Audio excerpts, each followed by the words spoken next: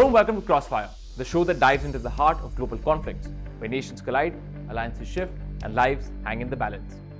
Tonight on the show, we mark 1,000 days of the Russia-Ukraine war, a relentless conflict that has reshaped geopolitics, devastated lives, and sent ripple effects across the globe. Also on the show, we tell you how Israel is grappling with a soldier shortage amidst escalating tensions in West Asia. Tonight, we mark a grim milestone in the ongoing Russia-Ukraine war, 1,000 days of conflict, resilience, and an unyielding struggle for freedom. What began as a shock invasion in February 2022 has turned into one of the defining conflicts of our time. It is a war that has reshaped geopolitics, displaced millions, and tested Ukraine's will to survive against a global superpower. Tonight, we take you on a journey through Ukraine's unrelenting fight for freedom. It was February 24, 2022 when Russian tanks rolled across the border and missiles lit up the skies over Kiev. What Moscow called a special military operation was in reality a full-scale invasion aimed at toppling the Ukrainian government. But what Russia underestimated was Ukraine's defiance. Ukrainian President Volodymyr Zelensky emerged as a wartime leader, rallying his people and the world.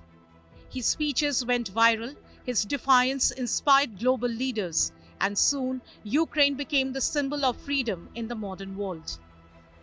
The war has been nothing short of brutal. From the Battle of Mariupol to the liberation of Kherson, each victory and loss has come at an enormous cost. Thousands of civilians have been killed. Entire cities have been reduced to rubble. Yet, Ukraine continues to fight, powered by a deep desire to protect their sovereignty. But Ukraine hasn't been alone. The international community has stood by it, sending weapons, imposing sanctions on Russia, and providing billions of dollars in aid. The HIMARS, Patriot missiles, and drones have become symbols of this solidarity. Yet, the question remains, will this support be enough? While Ukraine battles on the front lines, the war's toll has been devastating on the home front. Over 6 million Ukrainians have fled the country, creating Europe's largest refugee crisis since the Second World War. Meanwhile, inside Ukraine, people endure power outages, shortages of basic necessities, and the constant fear of airstrikes. The outgoing US President Joe Biden has been a staunch supporter of Ukraine in this war. Billions of dollars in aid followed by innumerable ammunition supply. The US President has also allowed Kiev to use long-range ATACMS missiles to strike deeper into Russia. The Biden administration left no stone unturned, overpowered the Russian aggression. However, the new President-elect Donald Trump does not share the same ethos as Biden. As a matter of fact, Trump's return to the White House has introduced new uncertainties for Ukraine. Trump has expressed a more cautious stance on involvement in Ukraine, even hinting at reducing direct support. 1,000 days of war, 1,000 days of heartbreak, 1,000 days of heroism. Ukraine's struggle for freedom is far from over. This war is not just about territory. It's about the right to exist as a free and sovereign nation. But the road ahead remains uncertain. And now, shifting focus to another war that's raging in West Asia. A question that has been doing the rounds through military circles, political debates, and global headlines. Is Israel losing the war in Gaza? Alarming reports suggest that Israel, despite its military prowess, may be facing a critical shortage of soldiers, raising concerns about its ability to sustain the war in the long term. So is the tide turning? And what does this mean for the conflict that has already gripped the world's attention? Our next report tells you more. For weeks now, Israel has been engaged in intense ground operations in Gaza, aiming to dismantle Hamas's military infrastructure. The mission has been described as complex and grueling, but with every passing day, questions about Israel's military readiness are growing louder. Reports from within Israel suggest that the military is grappling with an unprecedented soldier shortage.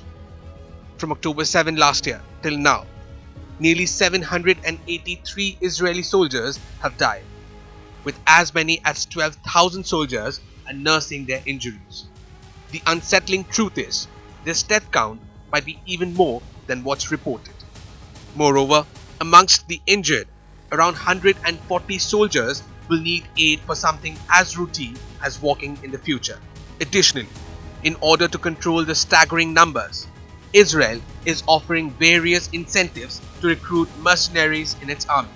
Reports also suggest that Israeli army has also offered citizenship as an incentive to recruit foreign soldiers.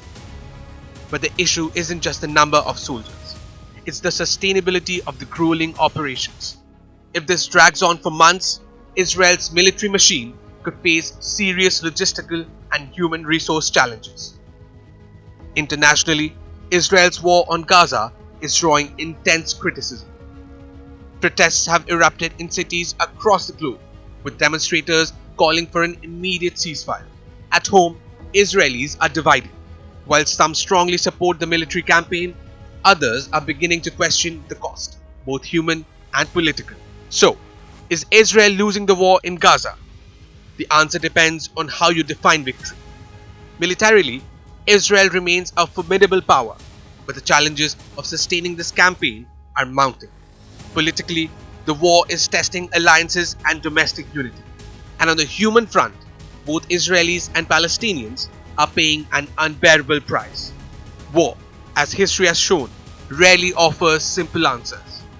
For Israel, the question isn't just about winning battles, but whether it can navigate the political, military, and human complexities of this conflict.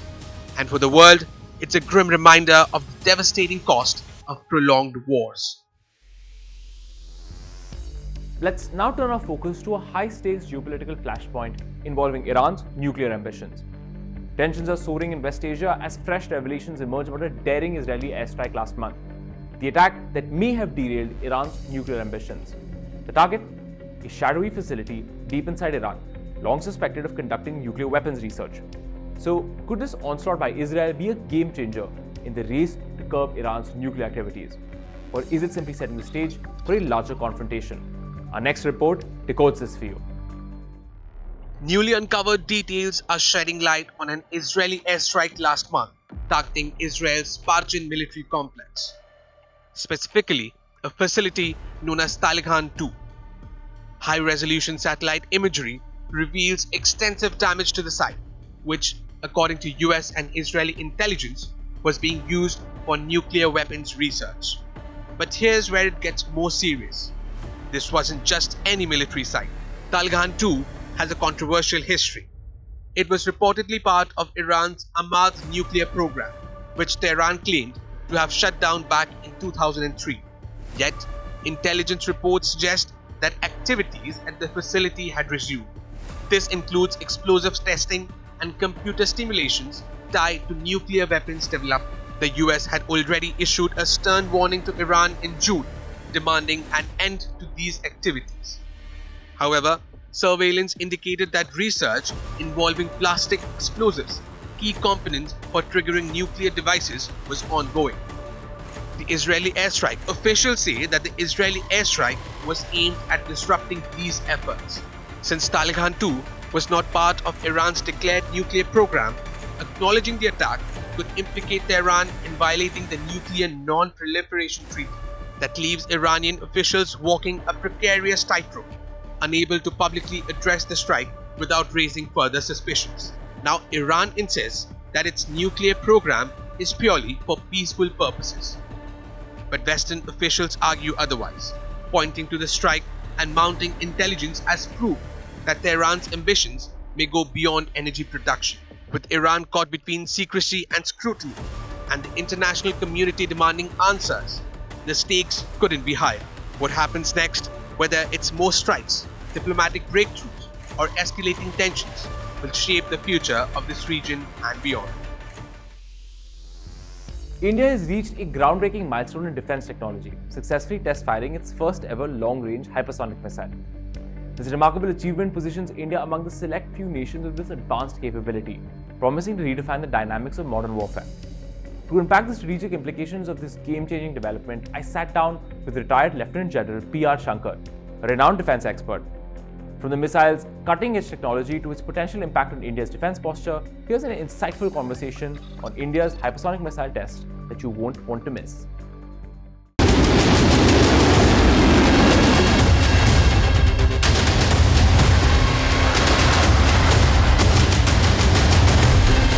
So, in a major achievement today, India has test fired a hypersonic missile, making it part of a very exclusive club of countries with this advanced military technology, something that is acquiring a great deal of attention both in India and abroad.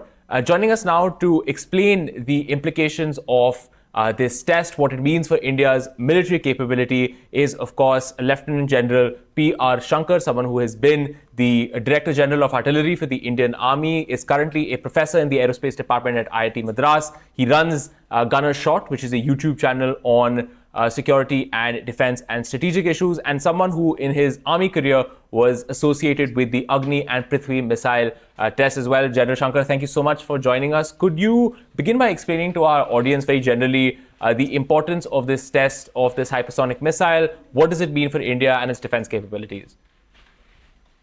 Thanks a lot at the outset for inviting me for this discussion. And I must congratulate our scientists for this successful launch of the hypersonic missile. I think it's a tremendous capability on its own. Like you rightly said, we are one of those countries which have hypersonic missiles, full technology, own indigenous. That's the watchword. And you have a range of 1,500 kilometers with multiple warheads. I think it sends a strong message to the globe, and especially to China and our other adversaries. Mm-hmm. That's the first part. And this development has been in the offing for over now about 4 or 5 years, and the work probably would have started long back. But I think it's a good thing to happen, and it puts a lot of things in balance. That's the first thing. The second thing is that when you see this in isolation, it doesn't seem much. But just look back.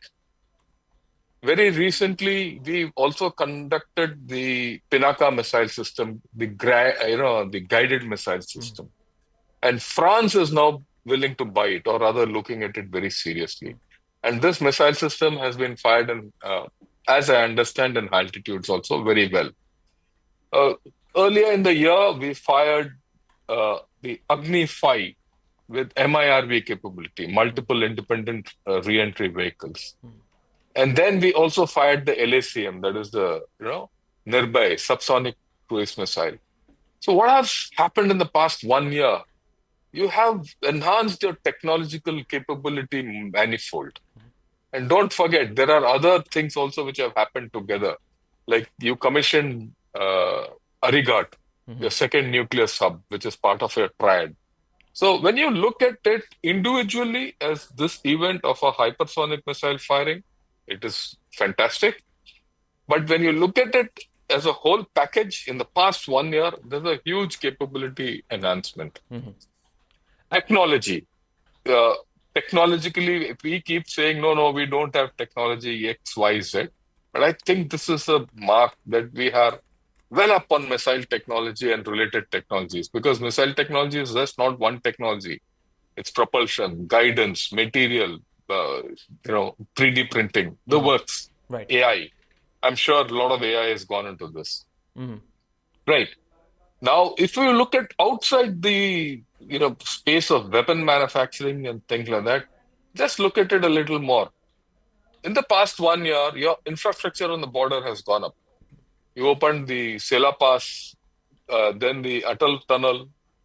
Then, of course, the Shrinkula is almost on its way through, and the Zojila Tunnel. When this comes through, my God, the whole thing will change. Mm-hmm. And then you also made tremendous progress in space technology. Mm-hmm. So if you look at it as a collective now, I'm now getting out of missile technology and things like that. We're going to infrastructure, space technology, everything put together. I think we are sending a lot of people very strong messages. Understood, sir. Right? I'm not going to compare what we have achieved today morning with what China has. But when you look at it, the Chinese hypersonic missile system, DF-17, which has been deployed, which is operational, and this are almost the same. Yeah, mm-hmm. The Chinese missile system has got about 2,500 kilometers range, 1,800 to 2,500. Mm-hmm. Here we say it's about 1,500. That's what is reported. but there's no comparisons. There's no comparison because our range is what we are capable of at this point of time and what fits us, right? And we also have to forget, we should not forget that China has a very poor geography. It has the biggest navy, but the poorest reach. Our navy might be small, but our ranges, etc., might be small, but you have the biggest reach. This missile enables you to reach almost the west coast of Africa to the Malacca Strait. And you add your island territories, then your reach becomes huge. And if you add your triad element, then the possibilities are huge. Understood. Also, one thing which I forgot, we also fired the BrahMos air-launched version earlier this year or late last year. It escapes me. So overall, if you see, this is something really good. Thank you so much, Lieutenant General Shankar. You have explained, I think, in great detail the development of the hypersonic missile, what it means for India's strategic capabilities, how countries around the world are likely to see it, as well as the future of Indian missile capability development. Thank you so much, General Shankar, for your time, and thank you so much for our viewers for joining us on India Today Global. And with that, it's time to wrap up this edition of Crossfire. Thank you so much for joining us only on India Today Global.